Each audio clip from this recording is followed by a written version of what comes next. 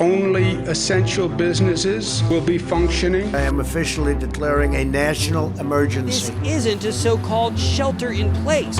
Now, the danger is measured in microns, invisible and mindless. Me and other people who have been calling 58,000 times a day. We need money for rent now. Looking back, it's sometimes hard to remember what normal feels like. Days blur into one another as coronavirus had taken over.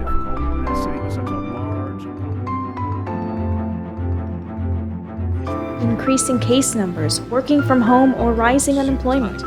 Everyone was affected. A world turned upside down over the course of just 100 days. Spots known as Kawasaki disease. NCA making history. I happen to be taking a drug. You really need to be prepared for another cycle. A violent arrest in Eastville. Putting my cops' lives at risk. You can actually smell fear. You smell death. It's like battlefield medicine. We need more boots on the ground.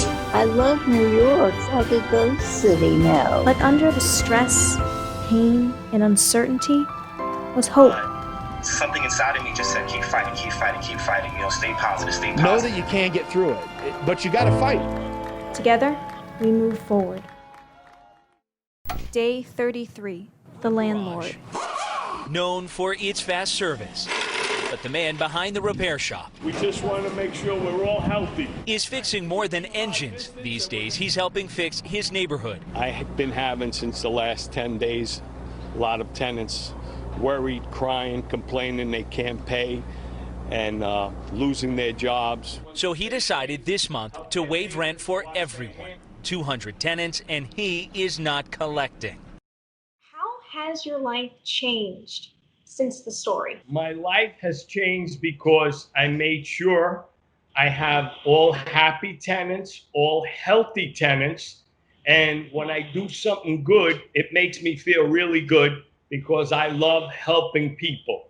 All my tenants called me, they baked cupcakes for me, they tried helping me. And what was more impressive to me, they told me that I was their stimulus package before anything else, made them comfortable, I alleviated any headaches in their mind, and that's what made me really good.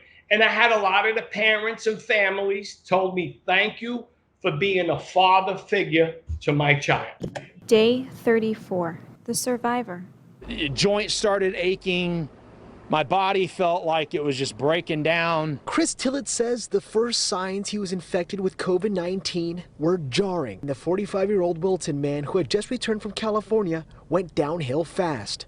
I was done. I mean, I was practically delirious. If you just watched your family member get taken away in the ambulance, or even if you're in the hospital and you're watching this, know that you can get through it. But you got to fight. You got to want it too. I'm about 80% back, I'd say, totally. I've got a little bit more work to do in the lung category. But as far as everything else, I'm back to work. I was just on all-day Zooms, knocking stuff out for customers. And I would have to say my boys are grown. We're hanging out. I'm going to go swimming here with them in a minute.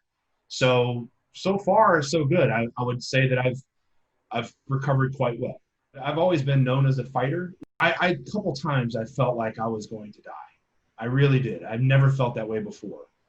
And I just got to the point where I said, look, fight as hard as you can. And then if you do die, you die. But at least you fought. I remember thinking to myself, like kind of feeling sorry for myself. And it lasted about 5 minutes. And I'm like, well, you know what? I believe I can survive this. There's no reason to feel sorry for yourself. It is what it is. You caught it. Deal with what you have to deal with right now today. Help my heart be where my feet are. So my feet are here in the hospital. I've got to learn to walk again. We're going to do this. So I just took a little wheelchair, set up beside my bed. After they helped me learn how to walk, the PT team there was awesome. They were great. And so I was like, all right, let me take it conservative. And I set it a foot away from the bed, stood up, turned around, fell back into the wheelchair. But then so I just kept doing that, right? I kept moving the wheelchair back and moving it back. And then over time, I was walking all over the place. So that was part of my fighting. I wanted to get out as fast as I could. And I refused to feel sorry for myself. The fighter. Back for another shift at work. Dr. Evelina Graver documented parts of her day for us. She calls these days heart-wrenching. 12 to 16 hours inside a COVID-19 unit at North Shore University Hospital. Every one of her patients seriously ill and on a ventilator. You walk in, and it's hard for me to say, but you can actually smell fear. You smell death. Walking into the hospital, very different feel at this period of time. Definitely a lot more stable at this period of time. I feel both more emotionally and actually mentally. Initial time that I spoke to everybody, and I made it very clear about how scared we all were, and myself specifically. I mentioned about how fearful it was in the hospital, that it felt like there was death everywhere, and it's completely different at this period of time. Actually, as of today, we actually closed our COVID ICU, the first ICU that we created. Today is a big day. We really fully closed it, so it's a huge, huge day. At our peak, we had close to about 185 intubated patients, and today we are down to about only 30. Taking it on a personal note, what has been the hardest part for you? The last 2.5 months have been incredibly difficult for me and my family. It's important for people to understand that, we as physicians, we are human first, and we do have families, and we're not just, and I appreciate the whole concept of us being the heroes and everything else, but I can't even tell you how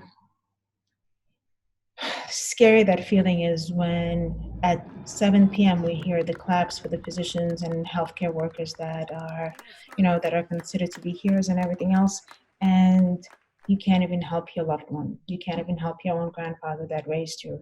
It's a feeling of weird betrayal, like you haven't done enough, like there's something else, that you should be doing something else, you should be doing something more.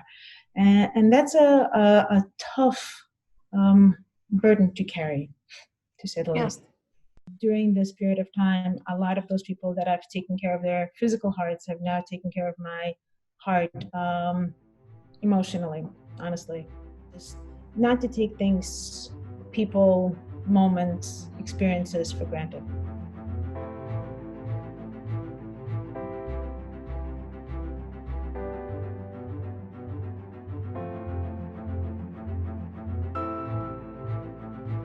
We remember, even as we take cautious steps on the downside of the mountain toward reopening and recovery, we have been taking time in the newscast to put a face on the heartbreaking numbers of those lost and the lives they touched. We remember Isaiah Cooperstein. The last name is familiar to you. His son Adam is our weekend anchor. We don't usually focus on one of our own. More often than not, we avoid it. But Isaiah Cooperstein was long recognized for his groundbreaking work on Holocaust education and awareness. Born in Israel and raised in the United States, Isaiah Cooperstein was the son of Holocaust survivors. And after earning degrees from Johns Hopkins and Columbia Universities, he founded the Holocaust Center of Pittsburgh and later became the first education director at the U.S. Holocaust Memorial Museum in Washington, D.C. When we went to bury my father, the hospital had a bag of his stuff they gave us. Inside the bag from the hospital was this ring that I had never seen before, with something in Hebrew that he always used to say, "This too shall pass."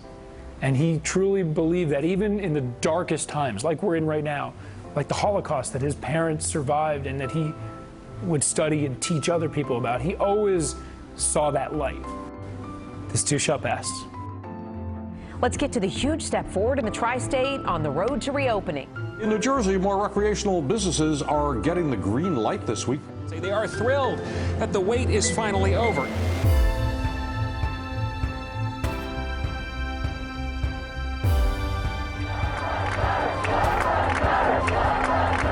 Day 96, COVID-19 crisis. It's day 11 of unrest and protest. The curfew will go into effect in New York City. However, you have no right to perpetrate violence this is not a one-time thing. This is not just Floyd. But be responsible. Last thing we want to do is see a spike in the number of COVID cases. I think we'll probably see a notable spike. There's violent protesters in here. We kick them out immediately because that is not what we're about. Hospitalizations, ICU, case numbers, all of those are down across the state. Good news for New York City, which is on track to start phase 1 of reopening June 8th.